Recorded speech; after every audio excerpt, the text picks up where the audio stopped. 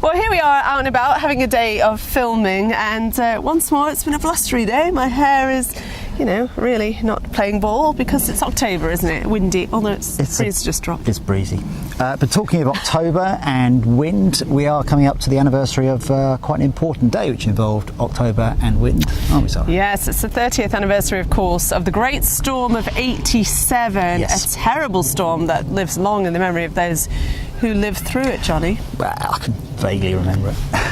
I was at university actually in Manchester, flat calm, in the eye of the storm, whereas all the mayhem was taking place further south across the country. Yeah. If you know anything about the storm, you'll know it tracked in from the west and it went across the southern counties of England, off into France, and it caused just untold disruption, didn't it? 4 million trees down, Sevenoaks famously no longer Sevenoaks. Of course, there was a loss of life, power lines were cut, some places for days, no trains as well, that was a big part of it, and all this damage to property. A terrible storm, and of course what people say about it often is it wasn't predicted.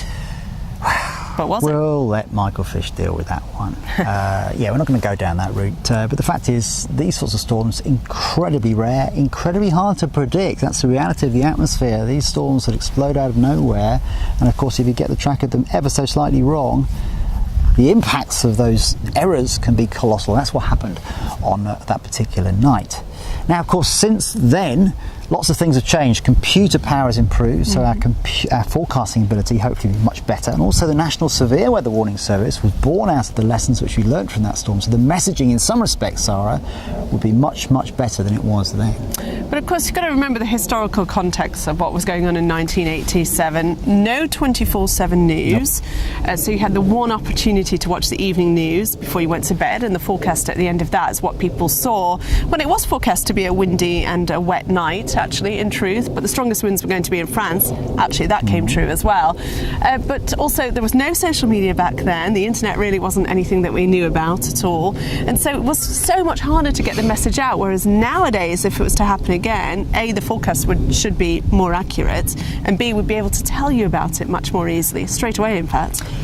Yeah, but in some respects, you know, are we more vulnerable than we used to be? Because if you think about our society now, our infrastructure, our communications, so sophisticated, we live in a sort of just-in-time economy where supermarkets, for example, have to be stacked continually to keep the supplies for an exploding population. Those sorts of things arguably make us more vulnerable than we were then. Which you could say happened this summer in the United States, of course, with hurricanes Harvey and Irma, because in the wake of those, and they were so well predicted, never knew that they were coming, still, you know, the infrastructure really did struggle after both of those storms. So yeah, I think you've got a point there. The other thing to say about it is, of course, it also gave us the term sting jet, which is something we talk about quite often in meteorology, especially this time. High momentum air accelerated down towards the ground and caused a very, very narrow corridor of really violent winds, and the term sting jet is now a commonly used term within meteorology, but really the research that went into the discovery of the sting jet again came out of the findings of the storm of '87. So lots of other sort of lesser known facts around the storm which we'll be exploring over the next few days, won't we, Sara? Yes, I mean there's so much more to say about it other than was it a hurricane, wasn't it a hurricane, was it forecast, wasn't it forecast, really interesting facts along with this storm, and so we're going to be bringing them to you on weathertrending.com through the next week and across our social media channels as well, including my favourite fact, which is its impact on global stock markets.